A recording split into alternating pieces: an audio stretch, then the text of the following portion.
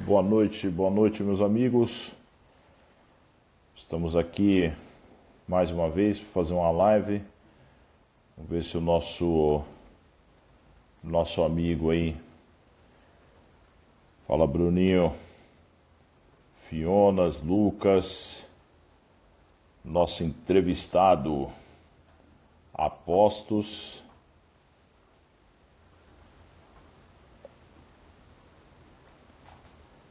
Vamos lá, vamos chamar o nosso entrevistado aqui.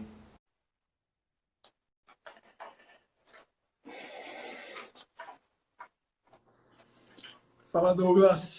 Fala, garoto. Tudo bem? Tudo bem? Tudo jóia. Tranquilo? Tudo tranquilo, e você? Ó, acertamos o visual, ó. Você viu? Cavanhaque, pô. Não, eu tenho um pouco de barba mesmo, não é só que Você tá. Ah, não, o meu eu só joguei o cavanhaque aqui. o meu já faz não sei quantos anos que é assim, faz muito tempo já. Muito tempo. Não gosta de mudar, Maurício?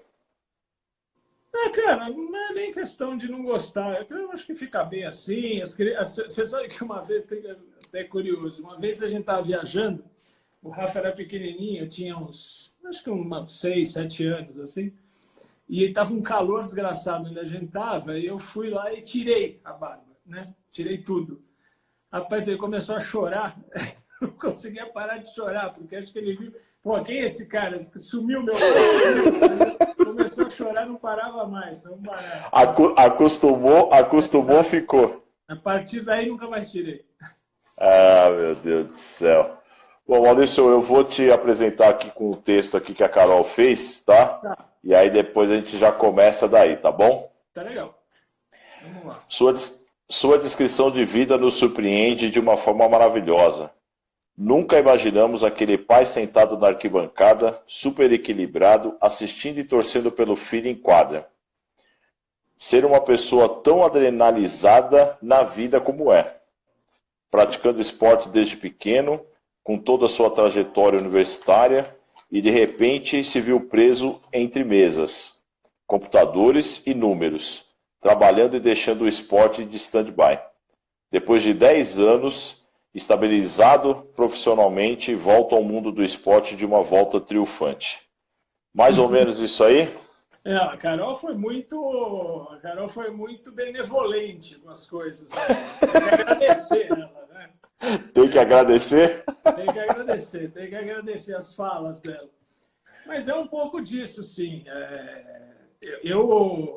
As coisas que eu fiz, né, eu fiz muita coisa. Também já estou velho, né? Então, quem é velho já fez bastante coisa. Eu fiz bastante coisa. E fiz muita coisa diferente, que não é comum fazer. Né? Fiz bastante coisa diferente. E engraçado que todas elas mexem um pouco essa questão de adrenalina, realmente. Fora de mais jovem, né, o esporte, para a gente falar de esporte, como ela citou, eu comecei jogando, quando era pequenininho, jogava tênis, gostava de jogar tênis, tal, me dedicava àquilo, e foi até meus, sei lá, idade de colégio, assim, um pouco antes, até meus 14, 15 anos jogando tênis.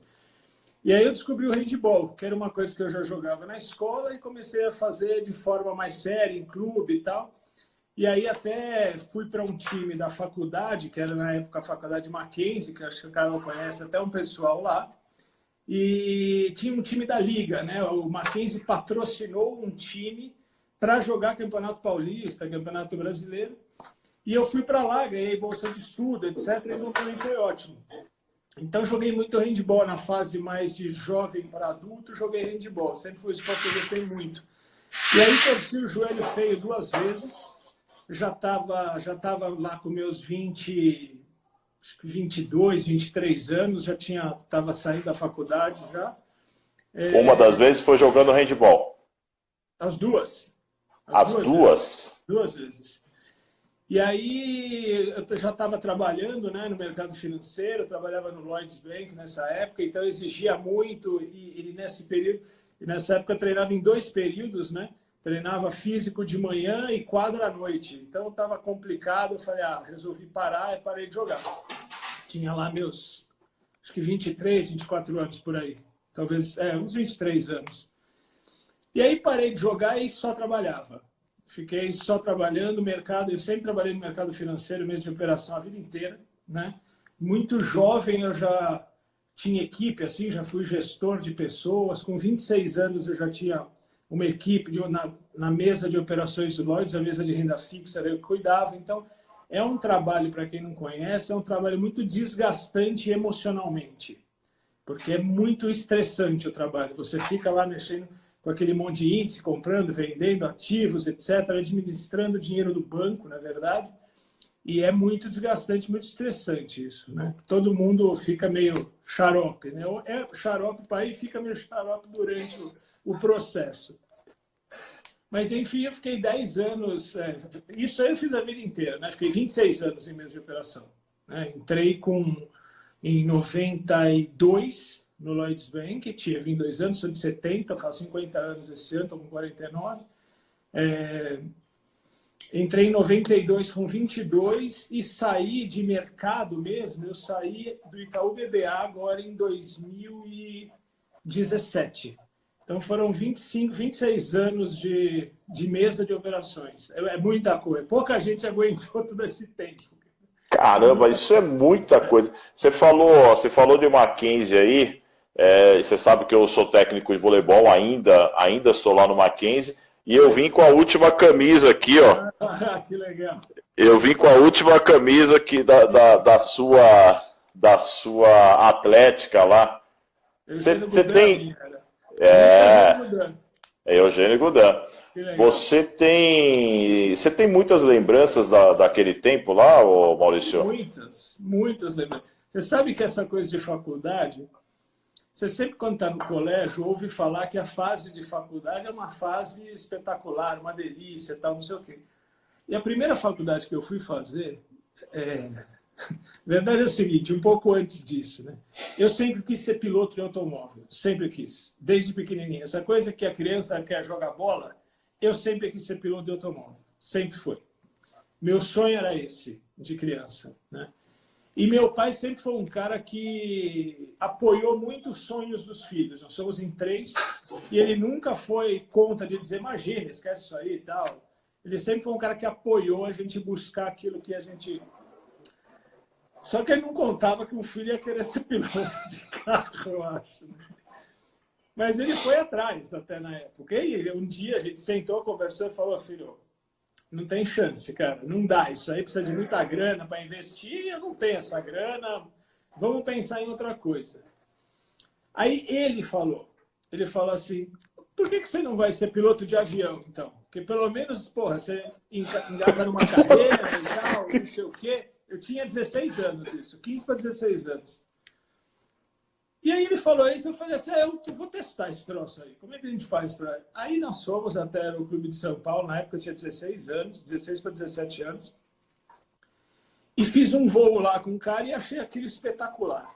Achei o negócio... Adrenalina pura. Me encontrei aqui, né? Naqueles aviões, era o Piper Cherokee, um aviãozinho monomotor, pequenininho, 2 lugares. Falei, me encontrei, quero fazer esse troço. E aí comecei a me empenhar para fazer aquilo, para ser piloto de avião, né? Uma vez que carro não tinha a menor chance por conta do investimento. De avião já é caro, vamos deixar claro, de avião já é bem caro. Mas aí eu sempre me virei muito. Eu nunca fui um cara que falasse, meu pai está pagando, então um abraço. Eu sempre me preocupei com isso, sempre me virei muito, né? E aí eu fui para lá, comecei a fazer o curso de piloto privado, teórico, piloto comercial, não sei o que, e comecei a voar. Solei lá, o solar é a primeira vez que você pilota sozinho, né? Então você faz um voo solo. Depois de vários treinamentos com um instrutor, etc., você faz um voo solo quando você está apto já a voar sozinho. Tá. Fiz esse voo solo e falei, bom, é o seguinte, agora eu preciso acumular hora de voo, porque você tem que ter muita hora de voo para ter uma carteira para ingressar em companhias aéreas. Eu falei, eu não vou ficar pagando hora de voo e nem vou fazer meu pai pagar esse troço. Preciso dar um jeito de... Então eu ficava no aeroclube, eu já tinha acabado o colégio, né? Isso daí foi em 87, eu terminei o colégio em 87. Tinha acabado o colégio, então eu não prestei faculdade e ficava no aeroclube buscando voos de voo panorâmico, eu fazia qualquer tipo de voo que tinha, eu estava sempre lá de prontidão, porque o que eu precisava era acumular hora de voo, né? E fiquei fazendo isso até que um cara chegou para mim e falou assim, pô, por que você não vai? Você não quer pilotar acrobacia, entrar para o nosso clube, aqui para o Aeroclube, pilotar acrobacia? Eu falei, cara, eu nunca fiz isso, não sei nem se eu tenho jeito para o negócio. De novo, fui lá eu fazer um voo, um teste de acrobacia, e fui muito bem no voo, né? Porque eu já sabia pilotar, né? Eu já pilotava, e fui muito bem. E aí comecei a fazer acrobacia, consegui entrar para a equipe, né, de acrobacia do Aeroclube de São Paulo e disputava campeonato, aí fazendo acrobacia aérea, que é um negócio muito diferente, de novo, não é comum que as pessoas conheçam isso. E aí fiquei acumulando hora de voo fazendo acrobacia. E estou contando tudo isso para chegar no lance da faculdade, do Mackenzie, que você me perguntou se eu tinha muitas lembranças. Tá. E aí eu falei, cara, só que é o seguinte, esse troço, nessa época, era bem uma época que as empresas aéreas estavam com um baita problema. Não é como se fosse hoje. Mas era Época semelhante. Exato. Estavam com um baita problema. Tinha acabado de quebrar a Transbrasil, Rio Sul, tinham algumas empresas. Então tinha muito piloto já experiente na rua. Então não tinha a menor chance de conseguir me empregar nesse troço. Falei, cara, eu preciso fazer uma faculdade e pensar na vida, porque não dá para eu ficar aqui nessa, né, de ficar pilotando acrobacia, não dá. E aí, falei com um tio meu que era da área de tecnologia, que na época era informática, né, que chamava informática, né? Ele falou, cara, isso daqui é uma puta profissão do futuro, tal, acho que vai ser legal se você puder entrar nisso, tal. Falei, tá bom, mas qual é a faculdade? Ele falou, pode fazer faculdade de computação ou matemática. Era tudo que eu não gostava, né? De qualquer forma, eu falei, tá bom, eu não vou fazer esse troço aí, vou seguir nisso para ver o que dá. E aí fui lá e passei em matemática pura na USP, né? E comecei a cursar. Rapaz, aquilo era uma das coisas mais deprimentes que tem. Nada contra a matemática pura da USP, se alguém aí fez esse curso. Mas eu me sentia muito deprimido. Porque eu fazia aquele curso, era no IME, ali do lado da arquitetura. Sim, sim. E ele era muito pouco aluno, era todo mundo muito diferente de mim, entendeu? Todo mundo lá querendo ser professor, querendo professor de matemática, ou um cara muito teórico. E, cara, eu voava acrobacia aérea, fui fazer, né, matemática pura na USP. Nada a ver. Nada a ver. Não encaixou, entendeu? Falei, cara, não é possível. Eu ia para a Atlética, estava vazia. Eu ia para a biblioteca, estava lotada. Eu falei, mas isso aqui não é o meu lugar. Definitivamente, isso aqui não é o meu lugar, assim, entendeu? E aí eu parei com esse negócio, falei, cara, eu vou fazer... Eu já conheci algumas pessoas, eu vou fazer economia no Mackenzie. Eu gosto de economia, sempre gostei, trabalhava em banco, mês de operação e tal. Eu falei, vou prestar o Mackenzie. Aí prestei o Mackenzie, passei, comecei a fazer economia. Aí, cara, aí essas lembranças são ótimas, porque eu conheci todo mundo, eu sempre gostei muito de esporte, conversar. Quando jogava handball, já jogando handball lá, entrei para o time da liga, etc. Então, foi muito legal. Fui presidente da Atlética durante alguns anos, lá do Eugênio Goudin. Aí, como eu jogava handball, treinava algumas meninas da arquitetura, eu dava treino, da engenharia. Então, treinava alguns times da própria economia, para esses times de faculdade, né? Então, foi uma fase muito boa. Muito boa, muito boa. Conheci muita gente boa, muito legal. Você viveu Mackenzie intensamente, né? Não somente sala de aula, né? Não. Aliás, sala de aula é o que eu menos vivi, eu acho. Eu vivi muito, eu vivi bastante a Maria Antônia, as quadras, isso eu vivi bastante. Mas nunca foi, você sabe que eu nunca fiquei de DP, repetir de ano, sempre fui um aluno bom, eu sempre me virei, entendeu? Entendi. Você viajava. Na minha época, voltou as economias, tinha ido lá atrás acontecido, aí tinha parado, voltou as economias quando eu estava lá, lembro de todas as cidades. Como presidente da Atlética, nossa, ia ter que explicar para o prefeito que nego quebrava as coisas na cidade. Era uma loucura, cara, mas é uma época muito boa, muito boa. para sua vida como um todo, o esporte foi um alicerce interessante? Foi um alicerce que te deu base? Ou não? Muito, muito.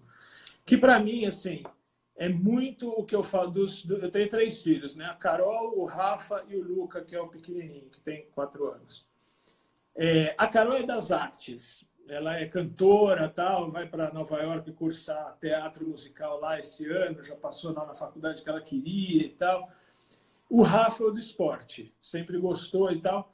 E o que eu mais insisto para ele fazer o esporte não é nem tanto para ele ser o jogador, o melhor jogador, ir para a NBA, não sei o quê. Isso tudo, para mim, é uma consequência das coisas, entendeu?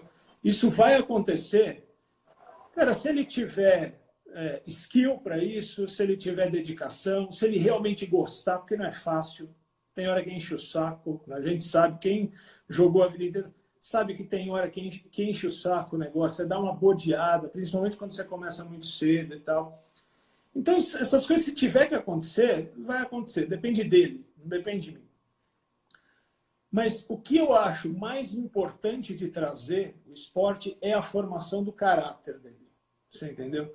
Então, saber teamwork, saber trabalhar em equipe, saber respeitar os outros, saber ter disciplina, se dedicar. Isso tudo é uma coisa que o esporte traz demais. E que se você não faz, é muito mais difícil de você conseguir passar isso para os seus filhos, entendeu?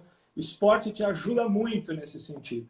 Então, para mim, o mais importante do esporte para ele, que acabou de fazer 14 anos, é a questão da formação do caráter. Não é onde ele vai chegar, se ele vai ter sucesso ou não vai ter sucesso no esporte, entendeu? Eu acho que o esporte torna a gente uma pessoa melhor. Essa que é a verdade. Para qualquer coisa na vida.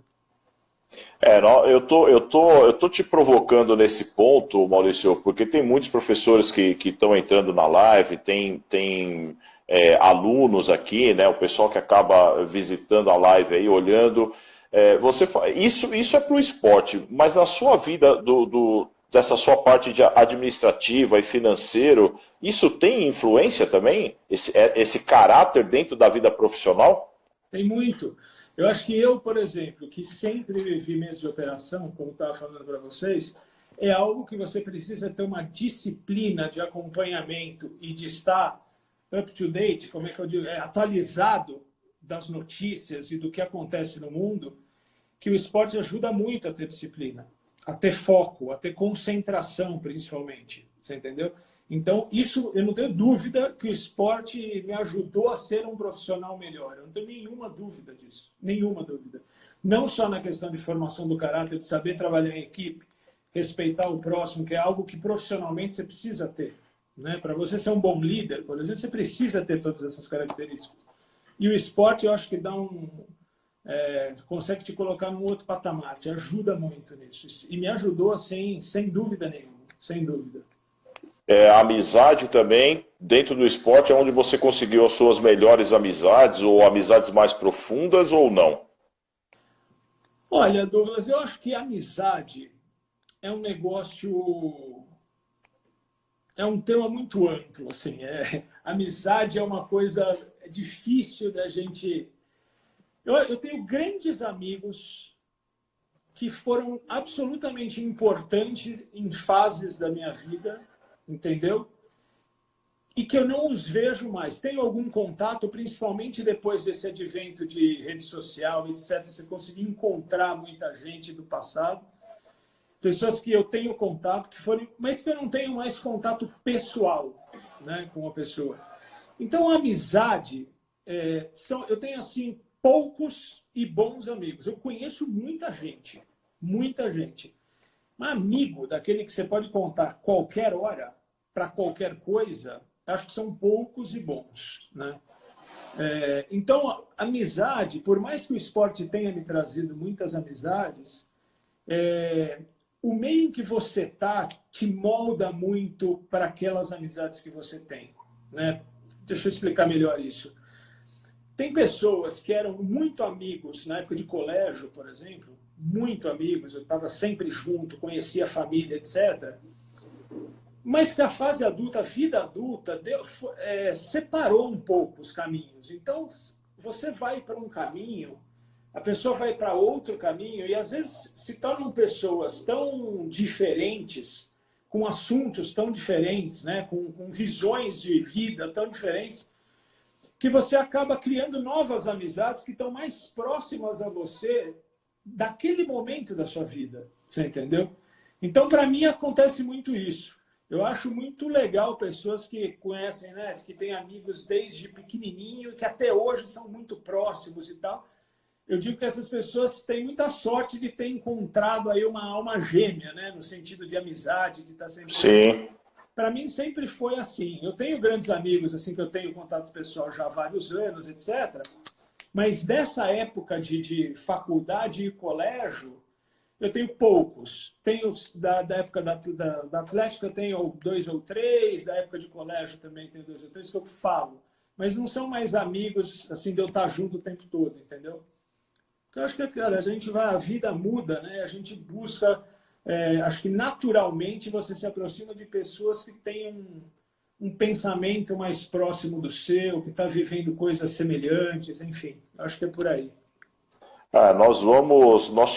Eu tive alguns contatos, Carol também teve alguns contatos com pessoas que eram da sua época, né? Carlinha era da sua época, Sim, Silvana foram nós vamos minhas fazer uma... atletas de handball, essas aí. Nossa senhora, Silvana, nós vamos fazer uma live com ela. Ela e o É, marido, que elas estão fora, que eles estão que legal. fora, nós vamos fazer mais para frente uma live com eles aí. Silvana Pessoas espetaculares. muito legal.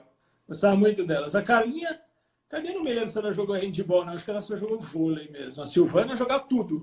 A Silvana jogava qualquer coisa que você desse para ela jogar. Muito Silvana, legal. deixa ela na quadra, você só muda a camisa e ela sabe o que fazer. Que legal. Vou assistir quando for ela. Então, muito legal. Maurício, o que é sucesso para você? Cara, o conceito de sucesso, para mim, é a pessoa estar feliz. Para mim, sucesso e felicidade, assim, caminham muito, muito próximos. E eu estou dizendo, você perguntou o seguinte, o que é sucesso para você? Né? Sim, sim, para você. Para mim é isso. Eu vou me considerar, né? E me considero um cara de sucesso por ser um cara feliz. E acho que, assim, tem várias coisas que influenciam nessa felicidade, né? Porra, você tem que ter uma família saudável, né? As pessoas que você ama têm que estar saudáveis, você tem que ter algum tipo de estabilidade para que você possa cuidar dessas pessoas emocionalmente bem. Então, acho que tudo isso acaba juntando, né, e traduzindo numa felicidade, vamos dizer assim. Então, eu me considero um cara de sucesso por causa disso. Não é questão profissional, questão financeira, porque isso daí, para mim, isso acho que traz tranquilidade. Acho que você não é um cara de sucesso por ter dinheiro ou por ter um cargo alto. Eu acho que isso pode trazer para você um pouco de tranquilidade, que você não precisa se estressar ou estar preocupado com essas coisas. Mas sucesso, definitivamente, eu não acho que... Para mim, o sucesso está ligado à felicidade, entendeu? Quando que você começa a buscar o sucesso, Maurício? Se você fosse falar assim, olha, nessa fase ou naquela fase, quando que você começa a buscar isso? Olha, eu sempre fui ambicioso. Eu sempre fui um cara ambicioso. Eu nunca, dificilmente me dei, assim, não me lembro de falar assim, não, para mim aqui tá bom. Nunca foi assim. Eu sempre quis, para mim, até hoje, né? Eu acho que a vida é uma grande evolução. Você tem que estar sempre evoluindo. Na tua cabeça, você tem que estar focado em ser uma pessoa melhor todo dia, em qualquer sentido. Não precisa ser sentido profissional, sentido pessoal, sentido espiritual. Eu acho que você tem que buscar evoluir o tempo todo. E tem que ser muito humilde, tá? Porque, assim, todos os momentos da vida, principalmente quando eu era mais novo, etc., em que você se coloca meio como o rei do mundo, como você acha que você, puta, você é o cara, você cai do pedestal de forma bastante dolorosa e drástica, né? E eu acho que, assim, a minha vida, mercado financeiro, hoje em dia menos, mas o mercado financeiro, trader, esse tipo de pessoa, normalmente costuma se sentir um pouco assim. Você precisa se policiar para não se sentir assim, porque dentro de um banco, não sei se para quem não está acostumado, as pessoas que estão na mesa de operação são pessoas tidas como pessoas diferenciadas, vamos dizer assim, né? E você lida com estresse muito alto, né? Você trabalha com volumes financeiros muito grandes, tá? Então é muito fácil de você se sentir meio que superior, cara, sabe? Superior, etc. E, cara, todas as vezes que eu peguei gente se sentindo assim, que eu, invariavelmente, você toma um tombo na sequência. Então, isso vai te trazendo muita humildade, né? Vai te trazendo muita sabedoria e conhecimento de que, cara, você sempre tem coisa para aprender. O bonito da vida, para mim, é você ensinar aquilo que você teve de experiência e buscar a experiência de quem tem mais experiência do que você. E todo mundo tem coisa para passar. Não importa a idade, você entendeu? Você aprende com uma porrada de gente, com um garoto que está lá sentado no banco lá do time do Palmeiras, ou você aprende, se você tiver aberto a aprender, porque eu acho que esse é a chave do negócio, se você tiver aberto a sempre estar evoluindo, aprender, observar as pessoas, eu gosto muito de observar as pessoas, observar o comportamento humano, uma coisa que me satisfaz muito, eu acho interessante analisar esse tipo de coisa. Então, para mim, é isso. Eu comecei a buscar, né, não um sucesso, mas eu sempre fui um cara muito ambicioso. Então, eu sempre quis mais, onde quer que eu estivesse. Né? No banco, eu sempre buscava ser mais alto, entregar mais, e fazer... no mercado financeiro, você trabalha sempre com muita meta. Né? Você tem que entregar tanto de lucro, vamos dizer assim, para o banco naquele determinado ano. Então, sempre buscava mais que aquilo, entregar mais, etc. Então, para mim é isso. A vida sempre foi eu buscando coisas, né? Eu sempre fui cobrado muito, desde pequeno. Minha vida profissional sempre foi uma folha em branco todo ano, entendeu? Falou, ó, tá aqui sua folha em branco, me entrega ela com tanto de lucro. Aí você suava lá, batalhava, tal, não sei o quê, entregava. Aí, beleza, Natal, Ano Novo, Réveillon, História Champanhe, tá aqui, ó, folha em branco de novo, começa tudo de novo. Sempre foi assim, durante 25 anos. Então, não é moleza, né? É difícil. E isso causa um estresse grande, mas sempre foi, sempre me lidei bem com isso desde muito cedo. O seu lidar com pressão, você tem superiores que acabam colocando pressão em cima de você. E como é que é essa coisa de passar a pressão para pessoas que estão abaixo de você? Não, aí começa o segredo de um grande líder, né? A pressão é natural, né? Dependendo do mundo em que você vive, né? Do meio em que você está, a pressão é algo que acontece naturalmente. Mesmo que o teu superior não fique lá te colocando uma pressão, é você mesmo que acaba se pressionando para uma entrega de resultado melhor, uma alta performance, etc. Quando vinha esse tipo de coisa, que era uma pressão top-down, do chefe, de vida, eu sempre bloqueei muito. Eu sempre fui um cara que sou duro na cobrança da equipe, sou super duro na cobrança, mas sempre fui muito amigo das minhas equipes. Sempre fui um cara muito de cobrar duramente performance, etc., mas para a evolução daquele profissional. E sempre que eu achei que a pressão era demais, eu virava meio que um anteparo para proteger as pessoas que tivessem com a cabeça boa para trabalhar e retornar resultado, entendeu? Então, acho que o grande líder é o cara que consegue perceber essas nuances de forma muito, muito clara, né? Cuidar da sua equipe, cobrar sempre muito duro a performance, mas cobrar de forma positiva, né? Fazer com que cada profissional dê o melhor que tem, né? Ajudá-los, treiná-los, orientá-los, isso tudo faz parte da liderança, né? Você já teve exemplos de liderança que nasceu, você vê que a pessoa desde pequeno já tem esse tipo de liderança, já tem isso dentro dele, ou você aprende a ser líder? Olha, eu acho assim, seguramente tem pessoas que nascem com o espírito mais de liderança. Acho que seguramente isso acontece.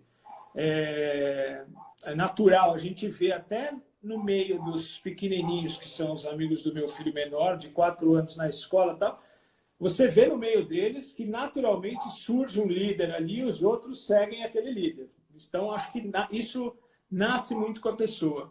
Mas eu não acho que a pessoa não possa aprender a ser líder, tá? Definitivamente. Eu acho que sim, acho que dá para aprender. Claro que exige um pouco de um desafio maior, porque a pessoa tem que ir, entre aspas, contra a sua natureza, né? Porque tem pessoas, e eu conheço muitos profissionais que são fantásticos, profissionais de altíssimo gabarito, mas que foram para uma que a gente chama de carreira em Y, né? Que o cara segue uma carreira que é a carreira técnica. O cara não tem time, o cara não lida bem com pessoas, então ele não gosta de ser líder, ele é um cara que entrega muito, mas ele prefere ser um cara liderado, ele prefere receber as tarefas e te entregar. E são profissionais brilhantes, tá? Eu acho que essa questão de liderança não tá nem um pouco associado ao cara ser bom ou ruim, tá? Ter sucesso, como a gente estava falando, ou não. É muito uma questão de característica. Muito, tá? Muito uma questão de característica. E o grande líder, para mim, é aquele que conhece reconhecer isso. Você entendeu? Porque a vitória... Vamos para o esporte de novo, né? O técnico é o líder daquele grupo, né? Mas, cara, se aquele grupo não trabalhar bem, não trabalhar como um time, cada um entregar tudo que tem, aquele time não vai ser, aquele grupo não vai ser vencedor. Você entendeu? Então, não existe esse papo de, não, o líder é o cara e o resto ajuda. Não, não é isso, não. Eu coloco o líder e os liderados numa linha horizontal, entendeu? É só uma característica de uma pessoa que vai organizar melhor aquilo para tirar o melhor de todos, entendeu? Que como time aquilo performe melhor. O melhor jogador tem que ser o capitão da equipe, o melhor funcionário é o líder da equipe? Não, não acho, definitivamente. Eu acho que assim, o capitão da equipe, vamos chamar de capitão aqui, é aquele que tem uma liderança, entre aspas, de novo, sobre o grupo de forma legítima, de forma natural. Ele tem que ser um cara respeitado. E tem várias formas de você respeitar alguém. Várias formas. Eu sempre fui capitão da minha equipe, principalmente no Mackenzie. Definitivamente eu não era o melhor jogador. Definitivamente. Você entendeu? Eu não era ruim, mas eu não era o melhor jogador. Eu não era o mais talentoso, você entendeu? Mas eu era o cara que liderava o grupo. Eu era o cara que falava, bicho, cara, se você está chegando cansado, o que está acontecendo? Você precisa descansar. Você não está conseguindo treinar, pô. Está chegando atrasado, você está desfocado. Esse tipo de papo eu tinha muito. E era legítimo. Então as pessoas respeitavam isso. Então acaba vendo você como capitão, vamos dizer assim, pela admiração. Eu não acho que exista capitães ou líderes que não sejam admirados. O cara que não é admirado, ele não é legitimamente um líder daquele grupo. Você precisa ser admirado pelas pessoas. O técnico... E eu estava falando, terminei de assistir o Last Dance lá do Jordan ontem, o último episódio. Sensacional, né? E ele fala muito do Phil Jackson, né? Definitivamente, eu não me lembro de qualquer esporte de ter times realmente vitoriosos, né? como o Chicago Bulls dessa época e outros, onde o técnico não era um cara absolutamente respeitado e querido pelos atletas. Não me lembro. Eu fiquei buscando ontem, estava conversando com a minha mulher isso, eu fiquei buscando, que eu não consegui encontrar um time que foi vitorioso por vários anos, etc., cujo técnico não era um cara muito querido e respeitado. Então, eu acho isso absolutamente importante, cara. O técnico ou o líder, que não é admirado pelas pessoas ou pelo grupo, não venerado, diferente. Não é aquele cara que o grupo fala, não, puta, olha só, esse cara é melhor. Não, não é isso, não. Mas é admirado pela atitude, pelo companheirismo, pelo aquilo que transmite, pela atmosfera que cria. Esse cara, para mim, é o líder. E não é o cara que joga melhor, definitivamente. Não precisa ser.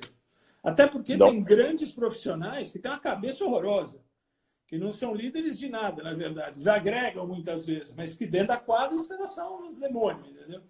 Então, é um cara que é muito bom, mas não é um cara para ser líder, não é para ser capitão. Nessa série que você falou, você tinha um jogador assim que casava muito bem com a série, que casava muito bem com o time, mas ele era totalmente fora da curva, né? O Dennis Rodman era totalmente fora de qualquer curva, né? Total. Mas para você ver, né, como o próprio Michael Jordan, né, era um cara, um líder, né? Porque você vê algumas broncas homéricas dele nos companheiros de time, etc, né? E foi buscar o Dennis Rodman lá no hotel em Las Vegas, tal, bebida e não sei o quê. Então, quer dizer, é esse tipo de atitude que fala, cara, agora chega, beleza, você se divertiu, agora vamos treinar. Vem aqui, tá no carro, vou te levar pro treino. É esse tipo de atitude que eu acho que faz o cara líder, entendeu? Não é só a questão técnica. Você acredita que as regras elas são importantes e vitais em qualquer aspecto, ou dentro do esporte, ou dentro da vida profissional?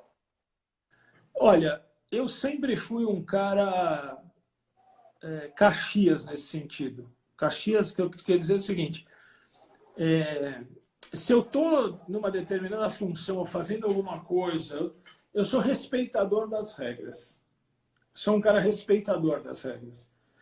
Agora, se eu não concordar com alguma regra, se eu achar que aquela regra é equivocada, absurda, eu vou lutar para que ela mude.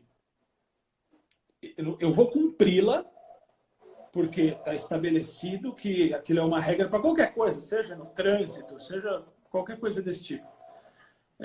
Mas eu vou lutar para que ela mude, você entendeu? Para mim, as coisas têm que fazer sentido. Eu não gosto de aceitar coisas que na minha cabeça não fazem sentido, você entendeu?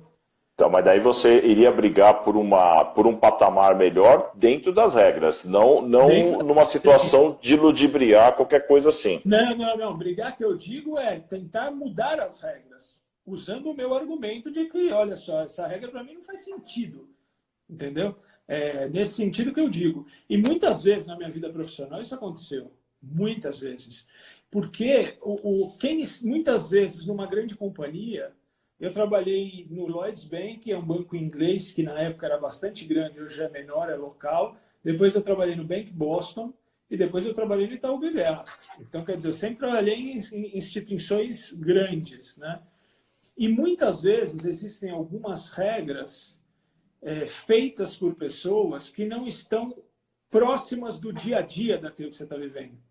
Então, eu acho até que faz parte, é uma obrigação sua, como funcionário, como colaborador daquela instituição, alertar para esse tipo de coisa. Porque, no fim do dia, é você tornar a instituição melhor, é você tornar o lugar onde você trabalha de uma forma mais eficiente, né? Então, eu sempre fui um cara que lutou por isso. Puta, olha só, a regra é essa. Não, peraí, essa regra não tem sentido. Deixa eu te explicar. A gente faz isso, essa regra não tem sentido, a gente deveria fazer outra. Sempre foi assim, entendeu? Entendi. Esse momento que a gente vive hoje, você vive dentro você pensa que a gente está vivendo dentro de uma regra normal, principalmente financeira? Como é que você acha que está esse momento para nós? Não, esse é um momento muito difícil, um momento muito duro, né? Acho que assim, eu não sou nem... Eu estudo muito isso, até pelo meu trabalho. Hoje eu já tenho uma empresa de tecnologia, então tenho os funcionários todos trabalhando de casa, então eu vivo isso dia a dia. Mas eu não me sinto tranquilo e nem com moral para falar sobre o que as pessoas financeiramente estão vivendo, tá? Porque é muito fácil eu chegar aqui e dizer, olha só, putz, tá difícil para um, para outro e tal, da minha realidade, da minha casa, com a geladeira cheia, todo mundo saudável, né, com um plano de saúde e tal, etc., né? Tem gente numa situação muito difícil mesmo, né? E eu não acho que seja culpa de alguém, tá? Eu não sou um cara que fico culpando uma pessoa ou outra, né? Dizendo, não, putz, a culpa é de um porque fechou todo o comércio, etc. Eu não acho que é por aí o negócio, tá? Eu acho que, infelizmente, o Brasil, assim como todo o resto do mundo, né, não se preparou para um evento como esse. A gente não estava preparado, o mundo não estava preparado. Tanto é que a gente está vendo o que está acontecendo, né? E no Brasil, eu fico muito mais decepcionado ainda, e a gente vai sofrer ainda mais do que outros países, na minha opinião, porque os líderes que deveriam estar tomando atitudes conscientes, se reunindo, fazendo uma sala de guerra para todo mundo criar um consenso e direcionar a população, seja com novas regras, seja com com leis, com ajudas, deveria ser um consenso entre esses líderes. E definitivamente no Brasil a gente não vê isso, né? A gente vê líderes de qualquer esfera, na minha opinião, pensando na sua agenda pessoal, como sempre foi. Infelizmente, como sempre foi. Está todo mundo preocupado com o seu, com a sua popularidade, com o que vão dizer, com qual é o número de votos que vai ter na próxima eleição. Não tem absolutamente ninguém preocupado numa situação tão grave como o Brasil e com a população, né? Então, por isso, eu acho que a gente ainda vai sofrer muito mais, e as pessoas que, infelizmente, dependem do dia a dia para viver, que não conseguiram acumular nenhum tipo de reserva para passar por essa situação, e nós estamos falando aqui de 95% da população, você entendeu? Verdade. 95% da população vão sofrer muito, infelizmente. Eu não sei o que vai dar, como vai se resolver, mas eu sempre fui um cara com um viés otimista da vida, entendeu? Então, eu espero realmente que essa reabertura não faça com que as pessoas percam ainda mais empregos do que já perderam, né? E que as coisas comecem pouco a pouco a voltar ao normal. O normal que eu digo não é o seu estilo de vida, por exemplo. Eu acho que esse vai mudar definitivamente. Mas é o normal de ter o seu emprego, de conseguir trabalhar, de conseguir botar dinheiro em casa e etc., né? É uma fase muito difícil, muito dura, muito e triste por tudo isso que eu te falei, né? Agora, eu acho que assim, a gente precisa, né, principalmente as pessoas como nós, que temos condição de passar por isso, e trazer ensinamentos disso, é um momento muito rico para você aprender, né, para você evoluir. Tem muita coisa nova. Evoluir no seu relacionamento dentro de casa, por você estar em casa o tempo inteiro, evoluir uma série de questões de relacionamento, não só relacionamento pessoal, mas como você se relaciona com as coisas, né? Eu comentei outro dia ainda, acho que foi anteontem, numa live também que eu fiz aqui para um amigo, que algumas indústrias, para mim, vão definitivamente mudar, né? Mudar porque a gente está vivendo e vai viver um mundo totalmente diferente, né? Eu acho que eu conheço muitos empresários, né? Tenho muitos amigos empresários. Todos eles estão botando gente definitivamente em home office, por exemplo, e devolvendo parte dos seus escritórios. Então, o home office, você trabalhar de casa, eu acho que é uma realidade que não volta. Eu acho que ela continua assim, tá? Claro que tem algumas posições de linha de frente, operação, etc., que a pessoa precisa estar lá. Esse não tem o que fazer. Mas aqueles caras que eram pessoas de escritório, a hora que eu faço o orçamento da minha empresa e eu vejo que eu posso liberar metade do escritório, não pagar a luz, não pagar a limpeza, não pagar ar-condicionado, não pagar o aluguel, etc., eu falo, gente, é muito dinheiro. Aí, as empresas ganham muita eficiência com isso. E como essas ferramentas de você estar plugado e trabalhando são muito boas hoje em dia, cara, eu não estou mais preso, entendeu? A contratar um cara, por exemplo. Eu trabalho com tecnologia hoje, tenho uma empresa disso, né, para gestão logística. Eu estou contratando pessoas, né? Eu não preciso contratar um cara de São Paulo. Antigamente eu tinha um cara muito bom no Ceará, mas eu tinha que contratar o cara médio de São Paulo porque o cara estava próximo de mim. Acabou isso, entendeu? Acabou isso. Eu vou contratar o cara bom no Ceará, eu vou contratar o cara bom em Bangladesh, você entendeu? Isso acabou. Então, isso tem algumas coisas que a pandemia acelerou, mas que se transformam em ganho de eficiência. Isso que se transforma em ganho de eficiência, eu acho que não volta mais. Então, o home office, para mim, vai ser uma realidade. Muito mais gente vai trabalhar. A mobilidade urbana foi resolvida com essa pandemia. Você entendeu? Falando Entendi. em mobilidade, aí para outra indústria que eu me preocupo, automobilística. Cara, essa é uma indústria que vai ter problema. Vai ter problema. Porque não faz mais sentido, né? Se as pessoas vão trabalhar de casa, muito mais gente vai trabalhar de casa, não faz mais sentido essa coisa de você ter o bem, ter o carro, com todos os custos que ele traz. Vai ser muito mais fácil as pessoas usarem um serviço de carro, entendeu?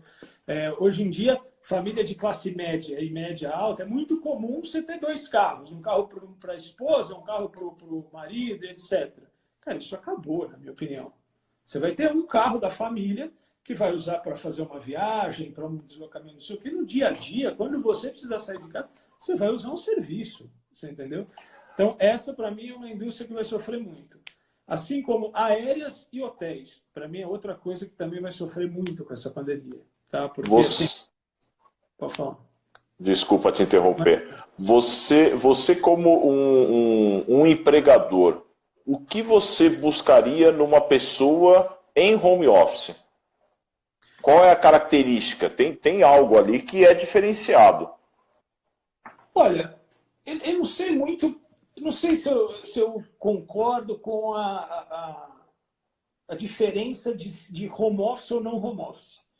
O que eu busco sempre no cara, assim, a minha vida inteira, eu não sei quantas pessoas eu já contratei e entrevistei.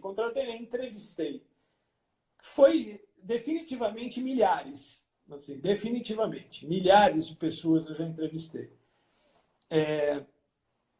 Eu busco no cara legitimidade, compromisso e, com o perdão da palavra, assim, tesão naquilo que eu estou propondo para ele. Você entendeu? Eu sou um cara que, quando eu vou contratar alguém, eu mostro muito claramente o que eu busco. Acho honesto com a pessoa. Você entendeu? Falo, olha, o que eu preciso é isso aqui, ó. É isso aqui que, se você me entregar, eu vou ficar muito feliz, cara, e você vai ficar feliz e a gente vai se dar bem. Agora, se isso daqui não é a tua, não é o que você está buscando, não é... Cara, nem entra. Nem entra, porque não vai dar certo e eu vou saber que não vai dar certo muito rápido. Entendeu? Então, o que eu busco com o cara, definitivamente, não é o papel, o currículo do cara. Não é isso. Para mim, e eu já briguei algumas vezes, e no Itaú BBA mesmo foi um lugar que eu mudei isso, que até 2000 e... Eu não vou precisar, não vou me lembrar o ano certinho, a gente só contratava o seguinte, é das 4 top universidades. Então é GV, USP, não sei o que, só contrata esses caras. E eu sempre fui crítico disso. Falei, cara, eu não quero esses caras. Isso aí para mim não diz nada a faculdade que o cara fez. Você entendeu? Eu quero conhecer o cara, independente se ele fez faculdade, sei lá onde, ou se ele fez aqui USP ou GV. Você entendeu? Sempre fui isso, até que a gente mudou. E não liberou, mas ampliou muito o leque de universidades. E você busca pessoas absolutamente incríveis, entendeu? E depois que eu saí do Itaú BBA, voltando um pouquinho para o profissional, eu fui sócio da Stone Pagamentos, essas maquininhas de cartão e etc. Fiquei lá por 2 anos e pouco, até abrir essa empresa. E lá, cara, para mim foi muito legal, porque eu vivi sempre mesa de operações, como eu estava te falando, saí disso porque não aguentava mais realmente, e tive um convite para ser sócio da Stone e tocar lá 450 pessoas. A média de idade da Stone era 25, 26 anos. Então só tinha molecada. Molecada de uma geração absolutamente diferente da que eu estava acostumado a lidar. Então foi tão enriquecedor você conviver com essas pessoas absolutamente diferentes do mundo que eu sempre tinha vivido, de mercado financeiro, Faria Lima, não sei o quê. Pessoas muito mais descoladas, assim, descoladas no sentido material, sabe? Porque o mercado é muito focado em dinheiro, material, que você tem, etc. E lá era uma coisa absolutamente... essa coisa do material era quinto plano para as pessoas. E para essa geração nova é um pouco disso, né? Então foi absolutamente enriquecedor. E eu estou falando isso porque lá eu conheci pessoas brilhantes, que nem faculdade fizeram. Então, definitivamente, o teu diploma, o teu papel, o que está escrito no teu currículo, para mim sempre importou muito pouco. Muito pouco. Eu sempre contratei cara a hora que eu sentava com o cara e sentia que era aquilo que ele ia se entregar mesmo para fazer, você entendeu? Você acha que o mercado, teoricamente, o mercado financeiro, uma saída para investidores é buscar o esporte novamente? Porque caiu bastante as empresas que buscam o esporte para investir. Você acha que com essa pandemia você volta um pouquinho a prestar atenção nas pessoas? Mas você diz em termos de patrocínio, você está falando? Talvez, ou dar um pouquinho mais de valor ao esporte em si, né? Ou você acha que o mercado não faria isso? Cara, eu tenho uma visão um pouco mais dura do mercado. Acho que não é com menos romantismo, vamos dizer assim. Eu acho que as pessoas, as empresas vão patrocinar, etc., se conseguir botar no fim do dia retorno. Se não tiver retorno, não vai fazer. Tá? Eu não acho que as empresas façam isso, assim, estou falando de forma genérica, com certeza tem sim. Né, o dono da empresa tem esse espírito, etc., e acaba fazendo. Mas, de forma genérica, não faz isso por incentivo ou falar, putz, isso aqui é muito importante, vamos fazer, etc. Sempre tem um retorno por trás. Seja um retorno de dar mais orgulho para o próprio funcionário de vestir a camisa daquela empresa porque está patrocinando o time A ou B, ou apoia o esporte, etc. Seja retorno efetivamente de imagem, de marca, porque vai aparecer na televisão, coisa vai ser visto por muita gente. Eu, principalmente nas grandes companhias, que, cara, tem uma porrada de acionistas, todo mundo cobrando preço de ação, etc., ninguém vai botar dinheiro a perder, vamos dizer assim, por apoio a uma coisa ou outra, a uma causa ou outra. Eu não acredito nisso, não. Não acho que isso vai acontecer. Eu acho que, assim, o que a pandemia vai trazer, e acho que está trazendo, é uma consciência de que as pessoas têm que cuidar da sua saúde, né? E o esporte faz parte disso. A atividade física faz parte disso. Então, no sentido de, tirando um pouco a empresa de lado, no sentido pessoal, né, no sentido humanitário, as pessoas vão ficar, eu acho, mais focadas e mais regradas em termos de qualidade de vida, né? Entendi. Mas isso para a empresa, assim, não vou apoiar mais o esporte, eu não acho que não. Não vejo isso como algum divisor de águas, não. Eu estou vendo, todos nós estamos vendo uma foto de uma moto aí, e um amigo seu aqui, ó, Fábio mandou aí, fala mal, quando voltamos a correr de moto, você teve qualidade de vida andando de moto? Tive sim. Aqui nessa parede tem muitos dos esportes que eu fiz, como handball, e esses são muito antigos, eu tenho muito pouca foto dessa época. Mas duas mais... nem falamos disso, né? Não falei dos meus... Não conseguimos. Verdade.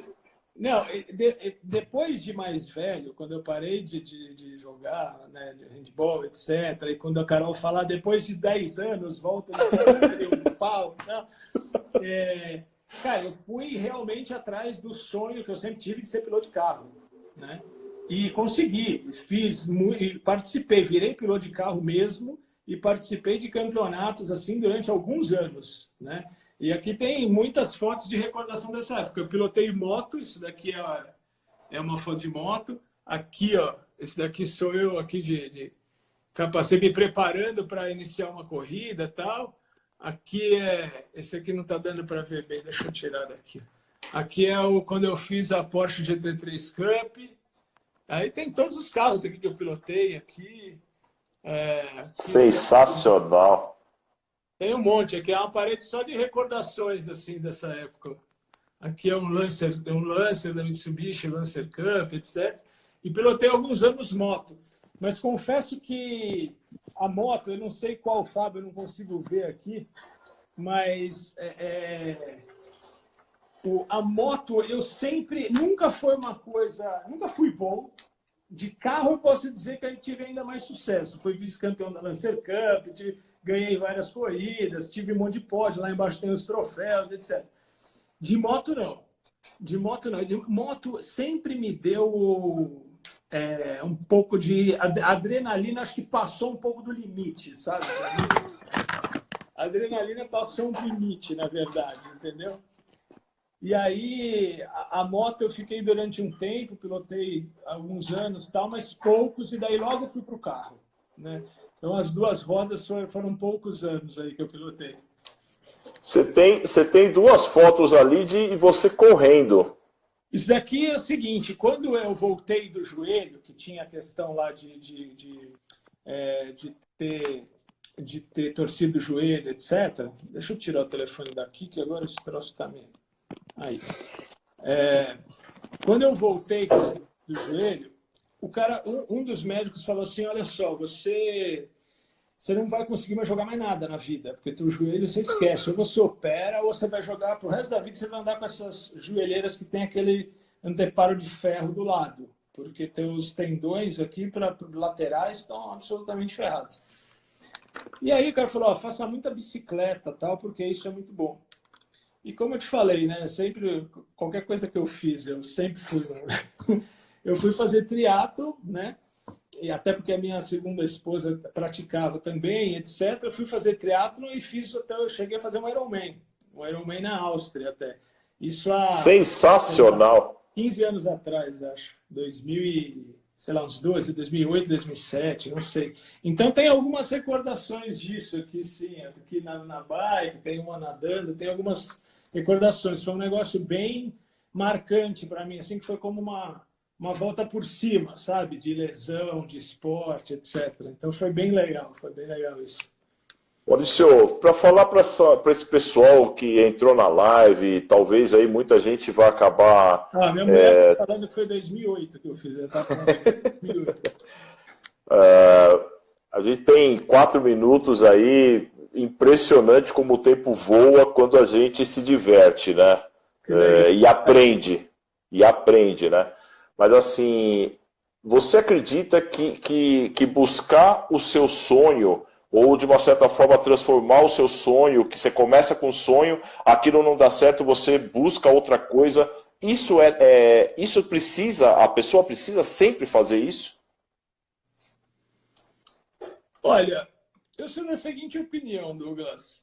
Se você não fizer isso, você vai fazer o quê? Eu não sei o que você vai fazer.